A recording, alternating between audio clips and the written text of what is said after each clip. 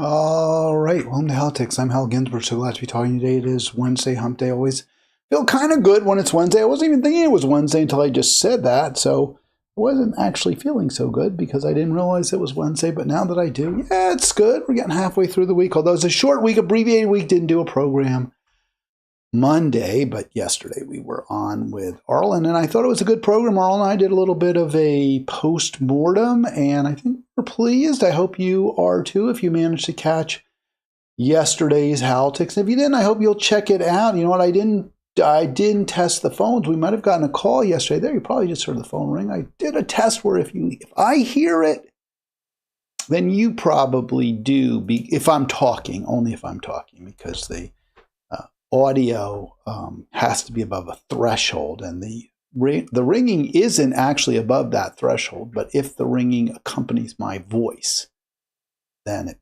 just barely, I think, is audible to you, which might or might not be unfortunate. By the way, please do subscribe if you haven't yet. We've seen a little bit of growth and always put some wind in my sail. So yeah, click bottom right, click subscribe. Also, love the likes, as many likes as you can possibly provide and generate. We'd appreciate that as well.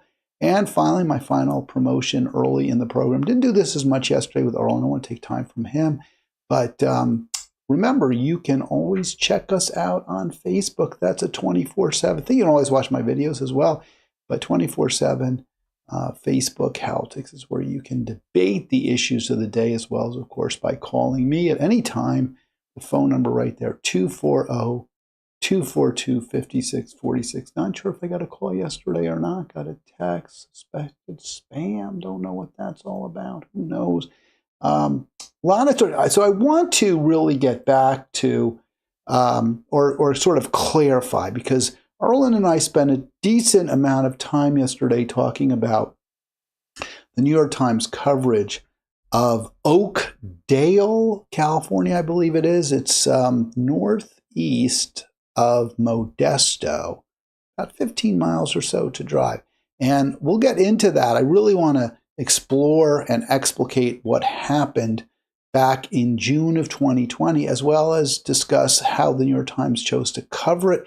I made a decision. After reviewing all the evidence in terms of the coverage over the 5 years ago, as well as the just posted New York Times article, it was just a rumor on Facebook, then militia showed up.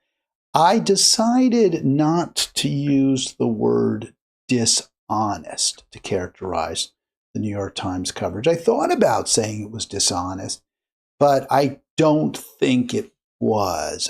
More research revealed that it is, and you can see the headline, right? I put it right there. It was just a rumor on Facebook, then a militia showed up. So I don't think it's fair to say it was just a rumor. And the Times I think you could argue dishonestly, presents the timeline as though there was no rally, there was no Black Lives Matter protest event at all in Oakdale. But there was also a couple days later, when there had been rumors of a second protest in Oakdale by Black Lives Matter that didn't occur. So ultimately, I'm going to say it wasn't dishonest. It was true. There were rumors online of a Black Lives Matter rally, protest, use whichever word you want. I think it's more of a rally. They weren't protesting anything in particular in Oakdale, as far as I can understand. The Black Lives Matter goers, the participants in such a rally, they were there to, protest the killing of George Floyd. That was over 1,000 miles away in Minneapolis, maybe a week earlier. So you call it rally, call it protest. It could be one of either protests. Usually you're protesting a specific policy or a specific action.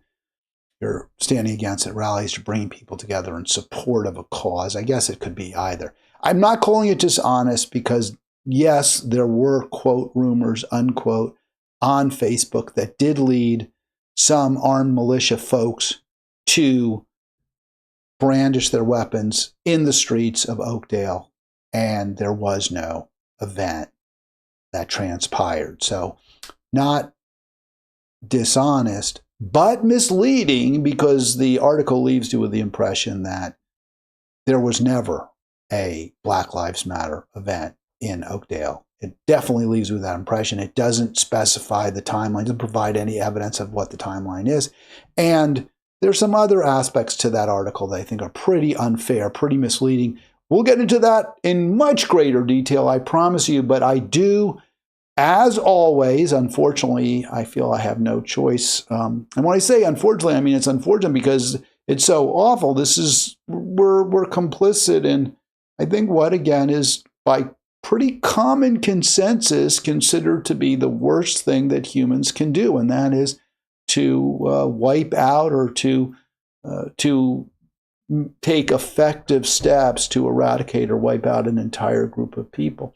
It's not just threatening to do it, it's actually engaging in the process. And that is exactly what the United States and Israel are doing to the people of Gaza and more broadly, the people of Palestine. 38 more killed, according to the Jordan News Agency yesterday. And I saw numbers up to 56, but I believe that included, or 57, a strike in today's early morning hours in Gaza. So we'll go with the more, quote, conservative number, 38 versus 56 or 57. Those will be added, I believe, to tomorrow's carnage, tomorrow's toll, where obviously we'll hear we'll discuss again just what atrocities Israel and the United States are responsible for. I do have a count here for you, as I do, and it's up over 200 since yesterday, which is kind of odd because, well, I guess you'd say, well, how come if there were, what did we say, 38 killed, why are we up to over 200 since yesterday? And again, they just keep finding, when I say finding, the health ministry there in Palestine, they just keep finding more and more dead people in the rubble, more and more people who were killed as a result of the Israeli military occupation, slaughter, whatever word you want to use. 30, I say 38. I have 38. I want to make sure I get these numbers right. I'm always kind of... So we have 38 killed yesterday, according to the Jordan News Agency, and that latest count from the Jordan News Agency, a little over 200 more than we had yesterday, 52,653, presumably because more bodies were identified in the rubble. And that we want to hear at Halitics, it's not enough to just report the ugly truth in terms of the carnage, which if you're dead, you're dead. If your loved one is killed, they're killed. But certain people are responsible. Certain people are to blame. Certain people have committed unforgivable crimes that that are completely unerasable and that have led to, just a more dangerous, more evil, more soulless world. And so we've got to be clear-eyed about that. And during the Harris-Biden years, I was clear-eyed. Hey, Harris-Biden, they're policymakers. They're the decision makers. They've directly involved the United States in this mass murder. And now we have Trump involving the United States again in this mass murder, in this carnage. And we have over 2,700 Gazans since March, where he and Netanyahu together have conspired to commit this terrible crime. Over 1,500 children, we estimate at this point, because such a high percentage of the dead have been found to be children. So, what can you say? You can describe it, you can report it, and that's about it. wringing your hands. I will get a little bit, just before we get into just a little bit of the philosophical or the, let me just fade that there, into the philosophy or the ideology and what all of this means and why it's important, so important to discuss. I just wanted to bring into the conversation, I think it's relevant, what's happening in Pakistan and India right now, where those two massive countries, both nuclear armed, are close to, I don't want to say on the cusp, but it seems very close to some kind of hot war. And there have been, back and forths where they've been launching attacks against each other. Trump is apparently trying to keep war from breaking out. We hope he is successful there. I know he's been accused of being a warmonger, and certainly the record when it comes to Gaza, Israel is awful. It's horrific. It's something for which he should be absolutely impeached. He should be in jail. He should be in The Hague right now, being tried alongside of co-conspirators Kamala Harris and Joe Biden. Well, at least Joe Biden. I don't know, Harris, you could maybe has an argument, a plausible deniability in terms of her ability to shape U.S. policy. But yes, Trump should be on trial for war crimes without any question at all. But at least when it comes to Ukraine and now India, Pakistan, he does seem to be trying, seems being the operative phrase, to reduce the tensions.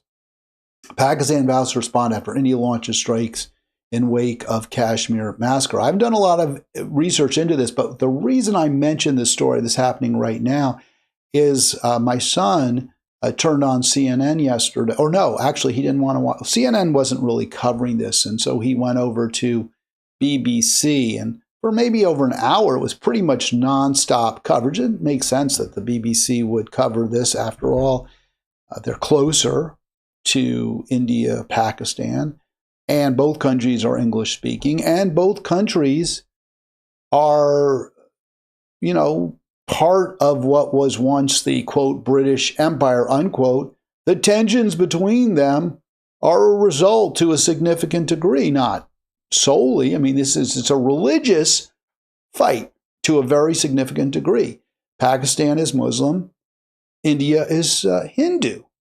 And the Hindutva, the sort of radical Hindu party there, is in power in India with Modi, and Pakistan is responding. I don't think they're particularly radical Muslims in Pakistan. I mean, there are some, there are many. I don't think the government is a particularly radical Muslim government, but they're being harassed by, they're seeing their Muslim brothers and sisters being targeted in India, and they're scared. And they're retaliating as well. So this is significantly, to a significant degree, a religious war, which the English are responsible for. They stoked tensions when they were occupying India, when their military was in India. They stoked tensions between the groups to keep them apart so that they wouldn't unite against India. Various places in the country, as I understand it, they favored one group, one minority, or, well, they weren't minority, they had one group of one religious group over the other. And ultimately, the decision was made to have, and I'm not sure how involved the Great Britain was, but they ultimately went with a, quote, two-state, unquote, solution, which is what many call for in Israel, right? A two-state solution. You have a Muslim or Palestinian state, and you have a Jewish state. And we can see that, quote, solution, unquote, is leading quite possibly to nuclear war in India and Pakistan. The solution has to be one state, or break up an enormous super state like India into smaller countries, but not by religion. You don't uproot people. You don't move them from one place to another. You say, okay, you all are living, within 50 or 100 miles of Mumbai, and there's a river, and there's this and that. Okay, we'll make that one nation.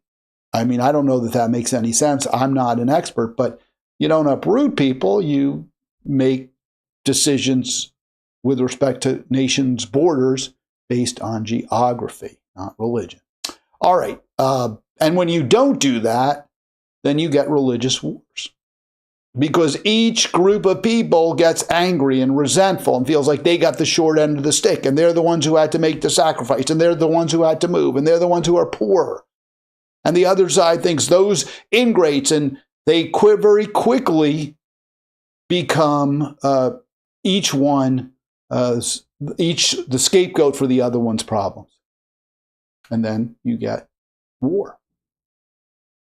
What struck me really in the BBC coverage yesterday of the tensions, amplifying tensions between India and Pakistan, what really struck me in BBC's coverage was how frequently, and we were watching this for well over an hour, they repeat, just like CNN, just like they repeat stories, well, they same deal with the BBC. But what struck me is over and over, we kept hearing about how upset Pakistan was, how they were just apoplectic, they were heartbroken at the targeting of children, at the children that India was killing. And you can see some of these quotes here from CNN, how the response of the Pakistani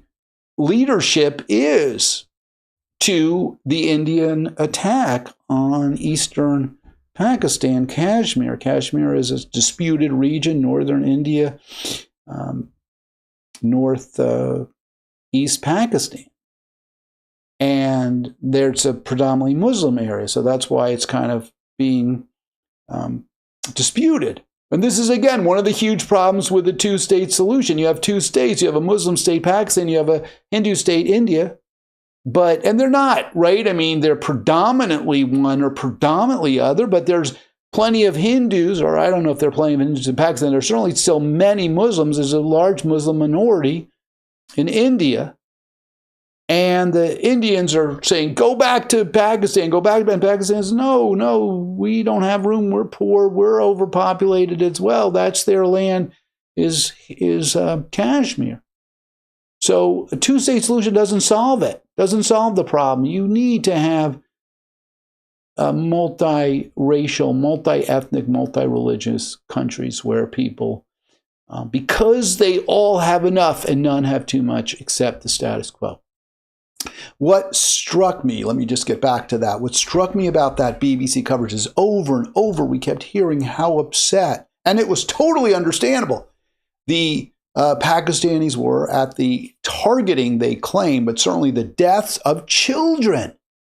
So a Pakistani militant chief said 10 of his relatives, including 5 children, had been killed. And the analysts in Islamabad from the BBC were talking about this over and over. That Pakistan is so upset. Their children were killed. Their children were targeted. Another said that, or the same one, the coward Modi, the same chieftain said the coward Modi targeted innocent children, unmarried women, and the elderly.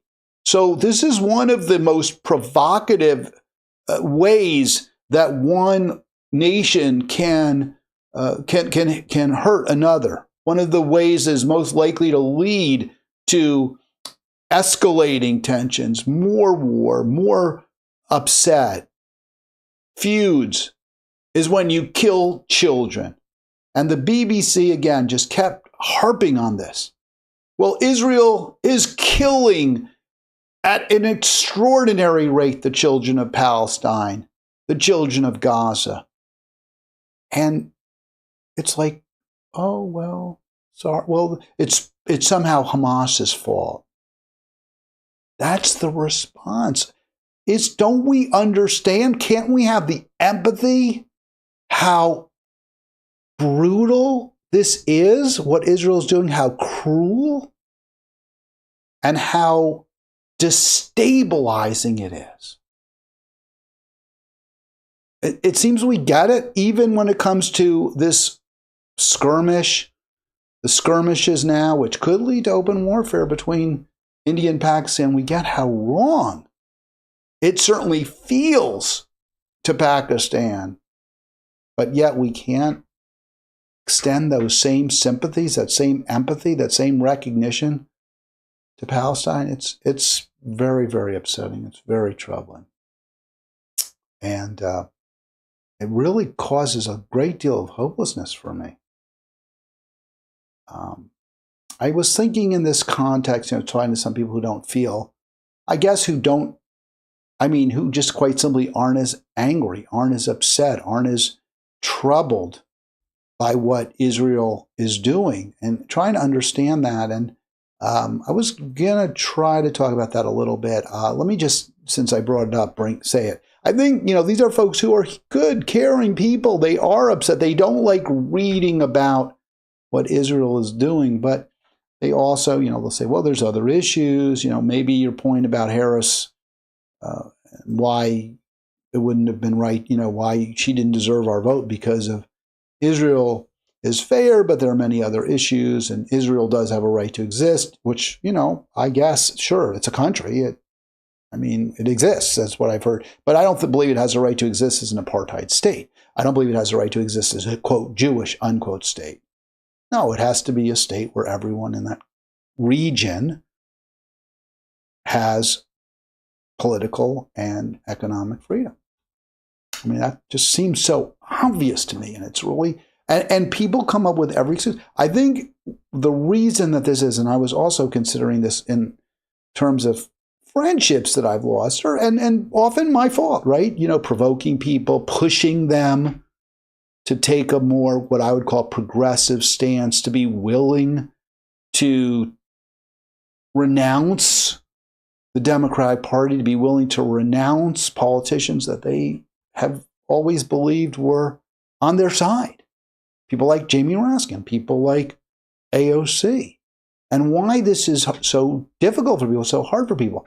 And when it's not for me, trying to understand. And I do think it's you become wedded to a worldview, and it becomes part of you, just as my worldview is part of me. I don't like being, people start saying, oh, it's not true, the planet isn't burning up. Well, I think it's beyond peradventure it is, but, I will start to get annoyed if you keep claiming it is, and if you keep telling me, no, it's not really getting hotter, or this is just a normal variation. That will irritate me. I will get aggravated. I don't think I would ghost anybody or stop being friends with them if they push this and push this, but it would start to rankle. Because you're not really, I think the reason I wouldn't ghost you, I wouldn't say I'm not going to be friends with you. I'll still dialogue with you also. But it's unlikely that I'm going to view the evidence that you provide that the planet isn't getting hotter and hotter because of human activity. I can't, at this point, imagine that evidence would persuade me. Now, I can believe there could be such evidence out there, but I don't think from what I've seen there's any, there is. There could be, but I don't think there is. My worldview, I'm pretty confident in. I'm pretty secure in my belief that we need a world where everyone has enough and no one has too much. And I'm very secure in my belief that the Democratic Party is a major reason that things are falling apart in this country. A major reason for the inequality, the inequities that have created this instability. I believe the Democratic Party does not support policies that will lead to a world where we all have enough and no one has too much. I have no confidence in that, and very little evidence, I think, at this point would shake that view, but I would like to see it. I would accept it. People sort of take, the Democratic Party is my party. They're on my side. And when you start presenting, if you really are effective, if you're able to, and I've seen this over and over, say, no, wait a second, look at what Hillary Clinton, she's a Democrat, right? Look at what she's done. Look at how harmful it's been. Look at what Bill Clinton, look what Barack Obama did, the first black president. I supported him. And look what he did. These were really bad things. When you start doing, people get, it's painful for them. It hurts. They don't want to think about it. And it's complicated too, because then you have to start saying, well, wait a second. I've always just voted Democratic. It's always been part of what I do. It seems it's the right. I've always viewed those who don't vote for the Democratic candidate as ignorant, selfish, stupid, or unreasonably idealistic, like or fools, gullibles, like those who vote. I believe the people who voted for that. That's how I view people who voted for Ralph Nader. I think that was a terrible mistake. I haven't changed on that. But if you are forced to really think about how bad the Democratic Party is, it becomes painful. It really does. And I think a lot of people don't like it. And this is not by way of my trying to excuse my commentary that has offended people. I shouldn't offend people, and I do. But sometimes it's because people really have a problem when their certain deeply seated, closely held beliefs are challenged, and they don't like it and they lash out. Another very deeply seated belief among many people is I won't say the infallibility of the New York Times, but the innate decency of the New York Times, the innate intellectualism of the New York Times, the honesty in the New York Times. And, to me, it's just another very powerful institution that does some good things and some bad things. This is a story Arlen and I talked about yesterday about Oakdale. And as time goes on, traditional news outlets in Oakdale, California have slowly disappeared. So the story is really about there's less traditional media, less newspapers, there's less what they would consider, I guess, credible, reliable news. And the headline, the actual headline, let me just put that up for you one more time. We've shown this before, and this is part of our thumbnail. But the general headline, the basic headline is, it was just a rumor on Facebook, and then the militia or a militia showed up. The point of this is, I think it's pretty thinly, it's not even veiled. I mean, they're very obvious, is when you don't have newspapers that you can rely on, when you don't have cable news that you can rely on, people believe rumors from social media. They believe non-professional, quote, journalists, unquote, and bad things are going to happen. So the New York Times describes a bad thing that happened in Oakdale, California, and they attribute it to a paucity of reliable news and a plethora of unreliable social media. That's the premise of this article. And they cite their basic, most powerful evidence that when you don't have a educated populace that believes in, that accepts the credibility of traditional media like the New York Times, when you don't have that anymore, when you lose that, things like, as they call it, the militia incident happen. And it's described in, I don't want to quite say lurid terms, but certainly frightening terms. A weekend morning in June. Notice no date. This is something that really struck out at me. It made it hard for me, not really hard, but it took a little bit of time to really research exactly what happened in June when, at the time, the Times is describing. They also don't provide a year. It's not a day, it's not a year. So what June are we talking about? A weekend morning in June. The downtown farmers market is now a military operation scene. Gunmen are patrolling the sidewalks. It's very scary. Rooftops in tactical gear, brandishing rifles. So they're describing a very frightening picture. Is it accurate? It's hard for me to say. Maybe it is. I'm not going to deny that. But it's all part and parcel, according to the Times. It's all secondary to the loss of traditional media and the loss of reliance. It's not just that there isn't traditional media, because there still is, but according to the Times, it's that people don't believe them anymore. They don't believe their newspapers. They don't believe cable news. So instead, you have these militia, these camoed up, armed men brandishing weapons on rooftops, snipers, waiting and waiting, I guess, according to the Times, for some kind of a shootout? The OK Corral, I'm not sure. For protesters who never come. They never came. And they were drawn by a false rumor. So it's a bad scene, right? It could have exploded.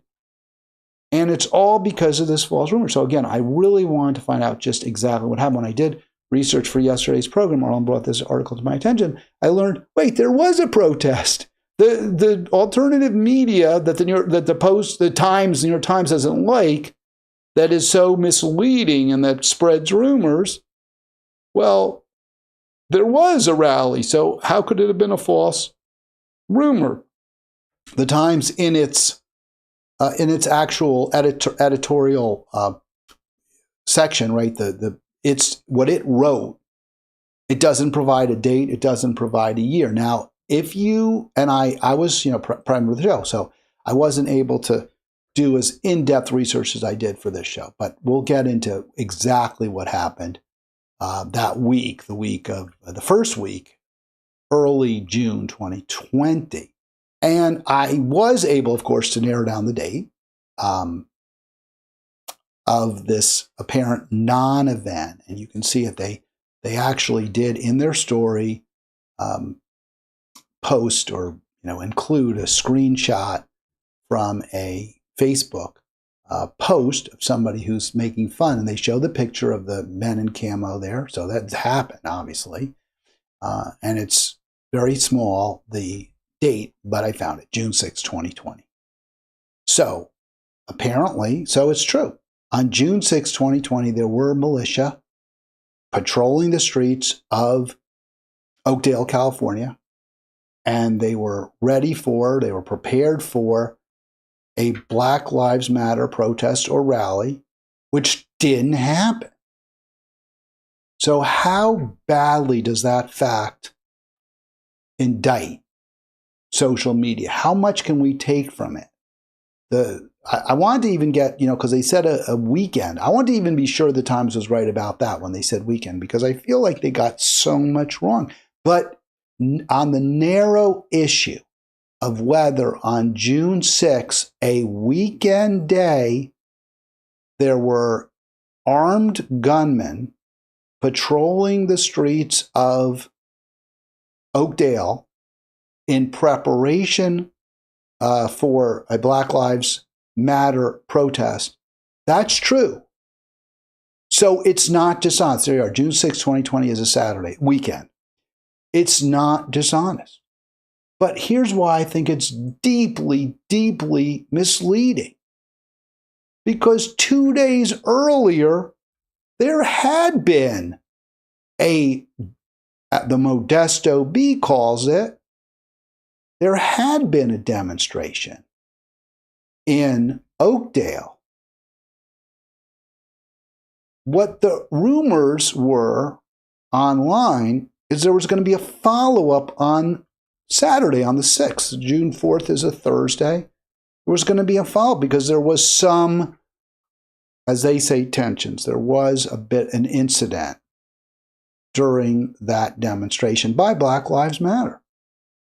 And the Modesto Bee, as far as I can tell, read the article, and I, by the way, even subscribed. I subscribed to the Modesto Bee so I could get as complete a picture of what happened and to compare it with the way the Times described it. The Times never mentions, don't you think if you're going to talk about a rumored rally on a weekend day in June, which you don't specify the day or the year, but if you're going to talk about that in somewhat lurid terms as a counter-protest of a Black Lives Matter protest that never happens. Don't you think you talk about the Black Lives Matter protest that happened 2 days ago? Don't you think you let your readers know about it? They don't mention it. They don't. Several hundred people were on the streets, mostly according to the B, several hundred. That's a big rally in a small town. They were mostly the Black Lives Matter people. They were holding signs. How do we know that? Because they were holding signs that say Black Lives Matter. Silence is violence. And if you're tired of hearing about racism, imagine how tired people are experiencing it. So that's what was happening on Thursday, June 4, 2020. The New York Times never mentions it. I mean, this is a big deal. This gets a lot of coverage in the Modesto Bee. This is a big deal. There's video of it. The Times doesn't mention this when it criticizes social media for supposedly rumor mongering. Now, after the rally on the 4th, in that area, the valley there, where, the setting for American Graffiti, as I mentioned, one of my all-time favorite, one of the greatest movies of all time, and I believe, without question, the best movie ever made by George Lucas, far outpacing his Star Wars. Do you call it a nonology? Because there's 9 of them, I believe. So on the 6th, look, you can see it, Modesto Bee. Update, protesters in Modesto Turlock Ripon. So there were protests in those places, but not in Oakdale. It doesn't materialize. Rumored protest doesn't materialize. That doesn't mean, actually, that the internet rumors that the New York Times is so dismissive of, oh, they just got it, there was all these horrible rumors just made up, is this implication by the Times. But you wouldn't be able to make that implication, or it wouldn't stick if in your article you said, well, yeah, there was a big rally on June 4th, one of the biggest Oakdale's ever seen, perhaps. And now there's concern among the local conservatives that there's going to be another one on the 6th. But it doesn't happen. Well, it's a rumor, but it doesn't mean a false rumor or a rumor that's just made up out of whole cloth, especially when there were other events, other protests in that area on that date, on the 6th. So again, very misleading coverage by the Times. One other point I just want to make about this. The Times is telling you, and there's a lot of there's a very self-serving nature to this article. Oh, without great newspapers like the New York Times, like us, you're just going to be, made fools and chumps by by social media, right? That's the implication. You need us. But the Modesto Bee actually did a really good job. They not only covered the protests on the 4th, but they also told you what happened on the 6th. They say, and this is Dateline June 7. So this is the Sunday after, 5 years ago. You don't need the New York Times to tell you what happened. It's right here. Why didn't they just quote from the Bee, which was on the ground reporting contemporaneously? Well, because they had a particular slant to their story, the New York Times did, which is basically that a bunch of ignoramuses and bigots decided they were going to take over the city of Oakdale, scare everybody, brandish weapons, all based on false, perhaps deliberately falsehoods spread on social media, and that this all is a result of poor or the absence of traditional media. But in fact, there was traditional media. Traditional media did a good job covering this, and the local, now I'm not saying that those weapons brandishers, I'm not excusing what they did. I don't think it was right. I don't want armed citizens patrolling streets of small towns. I think that's terrible. And I do think, of course, Black Lives Matter people should be allowed to rally peaceably. There was some there was actually a conflict, a confrontation, which we'll get into. Which, by the way, the Bee covered it. So really, the entire slant of the Times story, as far as I can tell, is just wrong. Online rumors had prompted several businesses to cover their windows with plywood in the city, barricade off parts of the street. But those rumors weren't necessarily. It's quite possible that the ralliers, the protesters said, hey, let's just not go to Oakdale. It looks like a scary scene there. There's going to be a lot of police, and worse, these militia. Let's just stay away. And it's very plausible. So that would mean that the Facebook group didn't even get it wrong. And again, just more coverage from the Bee, which tells you, hey, there was violence. There actually was violence in Oakdale. It wasn't because of the Black Lives Matter folks. They weren't responsible. And very well covered. So they're getting news. They're getting information in Oakdale, at least when it comes to this story. It was a protest. There was there were counter protests. Somebody threw a punch at an occupant. Now, the person throwing the punch was not Black Lives Matter. That was a counter protest, someone against Black Lives Matter. And guess what? He got arrested. The police did their job. They arrested the right person. They arrested the person who initiated the violence. And also, a second person was arrested, but not the person who was in the vehicle, not the person that the punch was thrown at. The other person was arrested for assaulting an officer. I don't know who that was. But I'll assume it's appropriate, right? You assault an officer, you get arrested. And there were, again, on that 6th, the day when the New York Times is like, how could they possibly believe these internet rumors? Well, there were, in the region, there were rallies on the 6th. It wasn't like the story came out of whole cloth. There was a march in Stanislaus County, and then also Modesto. We already said demonstration. Let me see. Put that back up for 1 second. And then you can see the second story, demonstration in downtown Modesto. So not a stretch that there might have been one in Oakdale as well. But the Times doesn't tell you any of that because they want you to believe that these boobs, these country bumpkins, were made fools of by fake news on social media. The final point, I promise to move on. We've already spent a lot, but this is really important stuff. And it's a big reason why the Times, I believe, why people don't trust. We talk, why is there a lack of trust in traditional media? Because they get things wrong. Because they slant stories to make themselves look good.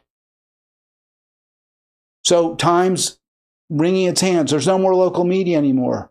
Well, how far is Oakdale from Modesto? Because there's a newspaper in Modesto, the Modesto Bee, part of the Fresno Bee, or Sacramento Bee, I guess is the home paper. But there's a whole bunch of bees all along the valley there.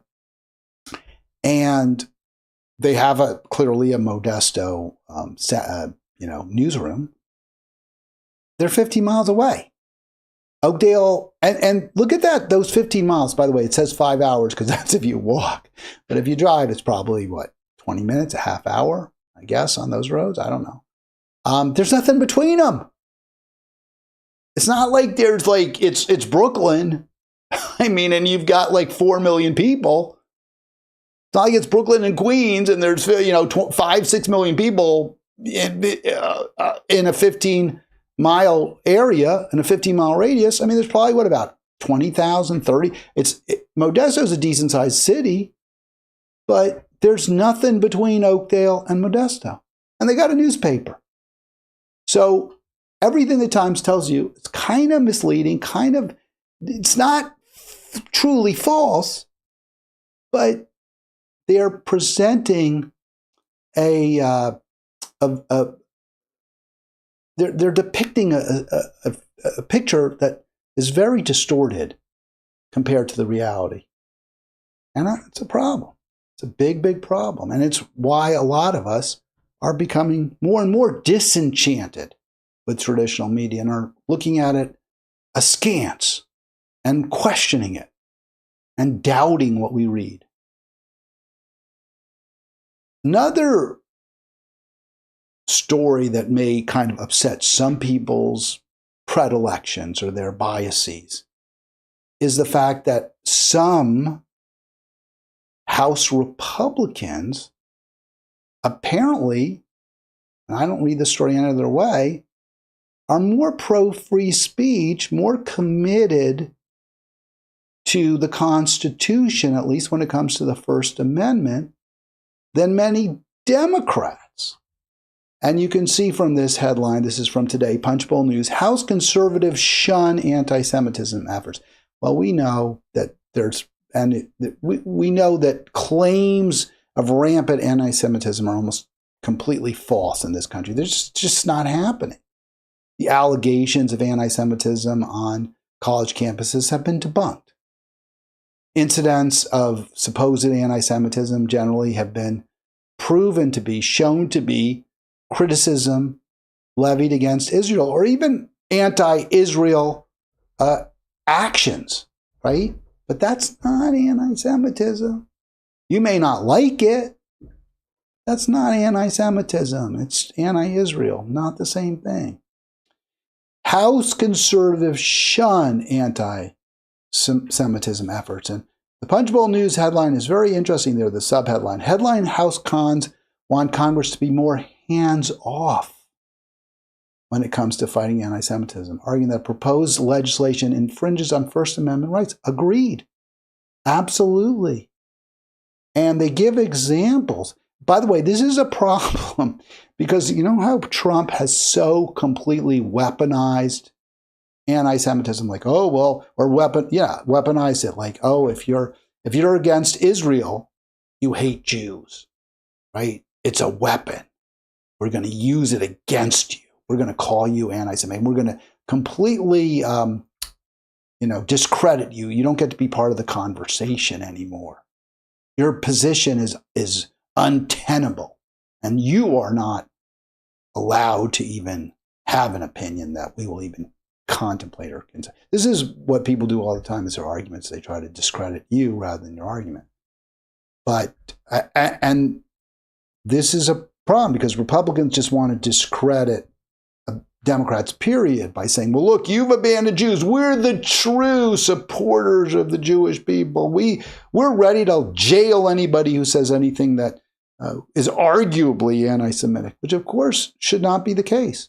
But the Christian conservatives have pushed back, and this is making it hard. The bill that, one of the bills anyway, that's being Anti-Semitism Awareness Act, I believe, is Josh Gottheimer, maybe one of the co-sponsors of that bill. He's a Democrat. They basically conflate criticism of Israel with criticism of Jews. That's what that does. And there should be pushback. It's interesting.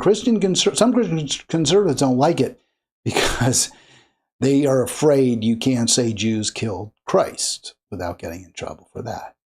Do I think you should be? Now, I think that's kind of interesting because, that's their word, that's their concern, right? Is we don't want any pastor who goes up on a Sunday and says, those Jews killed our Lord and Savior. And they want to make sure that's protected.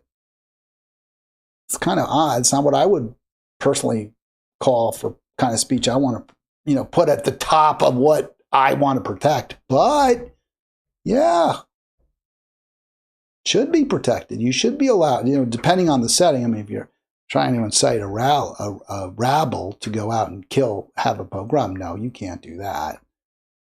Fighting words, that kind of thing. But, what if you have a scholarly or semi-scholarly or quasi-scholarly journal and somebody writes an article and they go back and they say, yeah, the Sanhedrin pressured Pontius Pilate to crucify Christ, right? That should be protected. That's free speech. That should not be subject to penalty for saying that.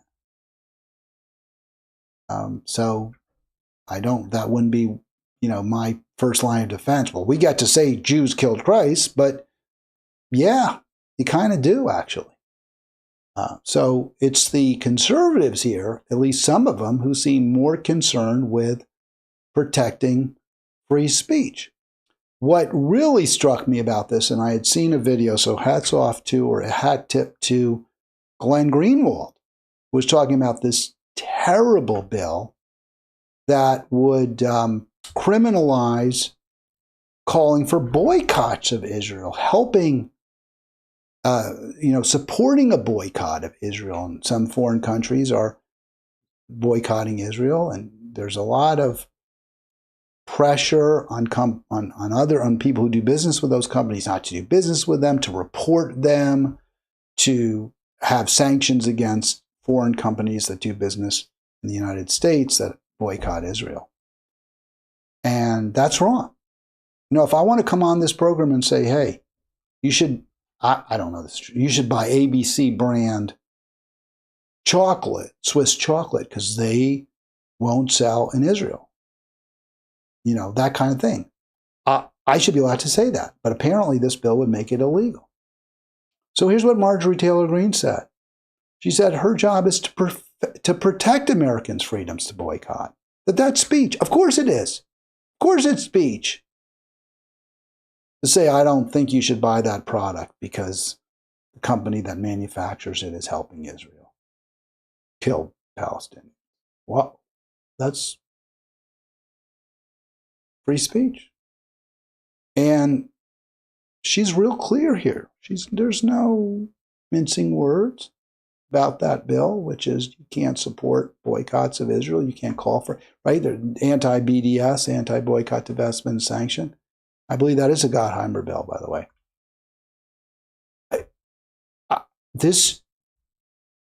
I don't love my Marjorie Taylor Greene. She's totally for cutting back crucial safety net programs. She basically wants every American to be on their own. She wants to have us at the mercy of the billionaire class, no question. But here she's doing the right. She actually did push for a while, although not as hard as she should have, against aid, arms for Ukraine. In the end, she backed off calls for getting rid of Mike Johnson, right? Because Mike Johnson had cut the deal, the bipartisan deal, to help with Democrats to include arms for Ukraine, arms shipments to Ukraine. And some of the hard right were apoplectic because they had thought he had made a deal with Johnson. He wasn't going to do that. And he did do it. Compare that with the AOCs and the Tlaibs and the Omars who go ahead and vote for the Congress member from New York, from Wall Street and Israel, Hakeem Jeffries, without any strings, without extracting any concessions, without even making any demands after the fact of him. The Republicans were prepared, some of them, they were trying to unseat him, to vote him out of office as their speaker, because he was pursuing a policy that they rightly opposed. Marjorie Taylor Greene, she wasn't one of them, to her discredit. It is my job to defend Americans' right to buy or boycott whomever they choose without fines or imprisonment. And then she goes on to say, what I don't understand is why we're voting on a bill on behalf of other countries and not the president's executive orders. So both points I take, I agree with. She is there in part to stand up against a intrusive executive branch that is going to criminalize speech and prevent us from taking joint action against genocide. So she's right. And I think she's right, too, that the Congress's job should be on domestic legislation, on bills that help our country, that focus on the problems we're facing, rather than carrying water for a foreign government. She's 100% right there. Now, she probably would vote yes on the executive orders that Trump has been pushing and try to enact them into law. But I'd like to see Congress vote against them and make them illegal. So I agree with her that Congress should focus on those domestic bills, such as the deportations. The difference is, and they're domestic. I know Rubio says, "Oh, it's foreign policy." Well, it's domestic policy because you're rounding people up on the streets of Boston and New York and across the country, Vermont. So, yeah, she's right. This is something Congress should be doing, not carrying water for a genocidal state. Taylor Greene gets it. Kind of calls into question, doesn't it, that whole Dems good, Republicans bad. Since we can certainly see many examples where Democrats are doing bad things, and at least in this case, Taylor Greene took the right position. All right, I have one more story. By the way, if you want to call me, I'd love to talk to you. 240, just looking over there to see if there were any calls. No, I think we got one yesterday. Well, last night. 240-242-5646. Oh, and don't forget, click like, click subscribe. See if so there's your subscribe now. We'll get that up for you. Bottom right, blue square, blue and white square, white lettering. Actually, there's blue and white, and there's blue and white lettering too, now they look at it. Just like in my oval.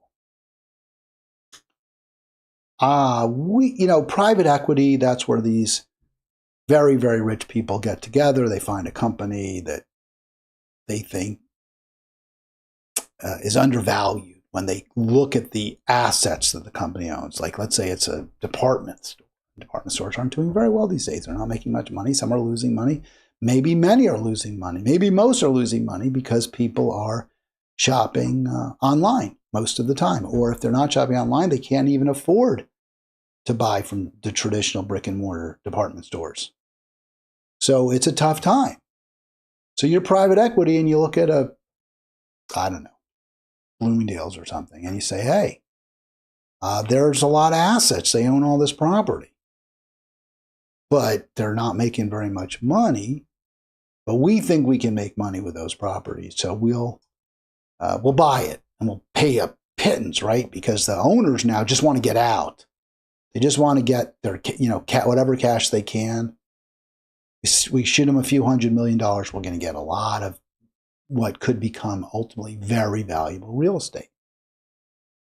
And since they're called private equity, they're not like a big company that, like a company that takes over other companies or some type of conglomerate or anything like that. They're just a bunch of super rich people.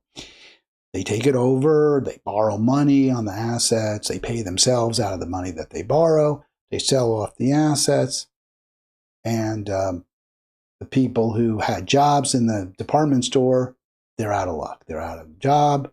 There's no anchor anymore in that particular mall where the department store is located. There's a big gaping hole. And, economically, I guess it makes some sense. There's a lot of tax advantages that don't make sense that accrue to these private equity folks. There's other factors. I'm not getting into all of it. I don't really even understand all of it. I shouldn't say even. It's complicated. But there are various tax loopholes, ways that you can borrow money, and then you use the debt to reduce your profits so you don't have to pay taxes. Again, they get these accountants. Probably a lot of it is questionable. But what you often see from private equity is they strip businesses that they've taken over of assets. They take out of business any, quote, underperforming entity, and they leave a hole behind. They leave a community without an asset that it once had counted on. Now, I don't want us to be as dependent as we are on private companies. I don't want us to be as dependent as we are on private merchants. I think that we need to have a much more robust public, commons, as Hartman would call it, where we have parks that we own, and we have gathering places, rec centers and the like, to a much greater degree than we do now. But we are dependent often for our recreation, for our exercise, for our evenings out on private businesses. And that's fine too. I support a mix. It's not like it's bad to have restaurants. It's just that I think we need to have we have to have different options available, various options. It became personal. I say it becomes personal for me because a brew pub, a local,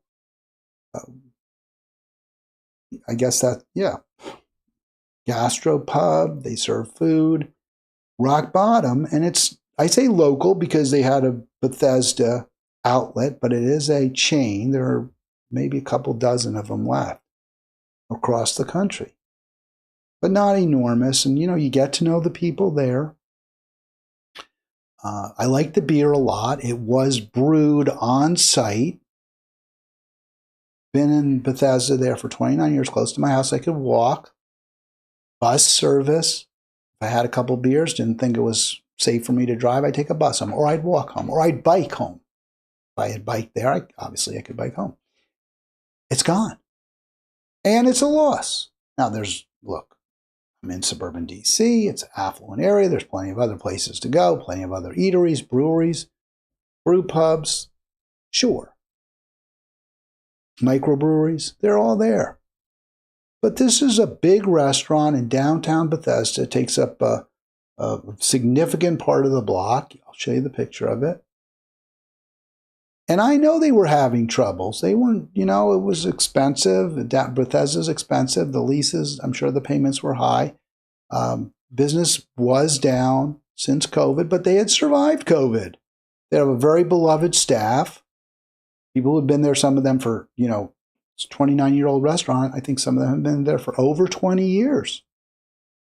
One of the servers is the mom of a girl who went to high school with my son. So there's a local vibe, a local feel. People come from around the area. Many walk, watch a game. Had a nice feel to it. People know you, say hi, you sit down. Wasn't too pricey. Now it's gone. It's totally gone. And why is it gone? Well, we're looking at one of the reasons. I think they made some mistakes. Not saying it was perfect. It was probably too big. It wasn't a perfect space. And the reason I say that is it was a very large space, but there weren't as many seats as you might have been able to have in it. I don't think the layout was ideal in terms of maximizing, in terms of efficiency. But they would have events. They would have bat mitzvahs there, bar mitzvahs. I know about that. I know there was a bat mitzvah there. Sometimes graduation parties. They would have a comedy show there. So they did what they could with their space, and I think they did about as good a job as they could. And I had no idea, but this is what was posted on social media, which, again, you don't like social media. You think social media is misleading, but this guy put together this local, this county website with news, and you learn something here. So, and I assume this is totally true. In fact, I commented on it. So according to Stenav, the parent company, Craftworks Holdings, they were the ones who I guess founded, or they were very early on the driving force behind Rock Bottom, was bought out by SPB Hospitality July 2020. And then the Bethesda location was sold to a private investment, private equity firm. Now, I did not know that. I assume it's true. But then the next phrases I know are true, which gutted the brewed beer line, right? So they had this popular rotation of beers. Some are always available. Others are, in rotation. I like the dark beers, the stout, the porter. Some you have stouts, some you have porters. You have Czech dark lager. I don't know, German dark, I don't know, whatever it was. And it was great. Some you'd always have. You always have the Kolsch, for example. It's very popular. Everyone liked the Kolsch. So they changed it. And I don't know why they did. Now, maybe they were saying sales aren't good enough, so we're going to change it. But I don't think there was a real plan. They did absolutely add these, national brands, which quality-wise aren't as good. Bud Light and Coors. And that turned a lot of us off. We're like, wait a second. You know, I'm here to get my lumpy dog, or I'm here for my stout. What's going on with this Bud Light over there? Right? I mean, you get a little snobby. You're like, what kind of a clientele are we looking at here? And it wasn't like an upscale place, but it was kind of middlebrow, I would say. And people didn't drink the junky beers either, as far as I could tell, very rarely. And they ran into the ground under a year. They, I think, changed the menu around a little bit. They raised prices. That was something I definitely noticed. They reduced the beer sizes. Used to be, you remember, you got a giant mug, right, for a pretty fair price. And they could afford it because they brewed the beer. Once you have those beer vats, it's pretty cheap. The only real costs, I get water and some ingredients, but you can brew your own beer once you've invested, once you've sunk costs, for a lot cheaper than you can buy it. For a variety of reasons, I don't want to get into that. But they were able to survive. It's kind of amazing. Through recession, through COVID, they were survivors. People went there. They let you, when the World Cup, it was packed for the World Cup, for example. So instead, they put in these commercial beers. They reduced the size of the portions, or at least the beer sizes, the glasses. And then they demanded, we want a lower lease price, according to Sten Ev. They went to a lease renewal negotiation a few weeks ago and didn't get a reduction. So he said, fine. If you don't get our price, we're closing. And it was described by another magazine when they saw people carrying food and supplies out of the restaurant when it was closed. They were crying, of course. So our community, look, I don't want to, it's very awful for the employees who were making a decent living. I think the tips were decent there. You had relatively big checks. And it was, Bethesda, so they could make a living. And now that those jobs are gone. And I guess private equity is a little richer, but they managed the business poorly. And they left the community poorer than it was, poorer both in terms of actual economics, fewer jobs. Now there's no rent going to that the property owner, at least for now, and it'll change. And poorer because we have one less pretty decent place to go. We need to get a handle on this. Investors have far too much control over our lives. The billionaire class has far too much control over our lives. This is what we need to be discussing. And I'm not going to say this is what Democrats need to discuss. This is what we need to get a grip on. We need to figure it out.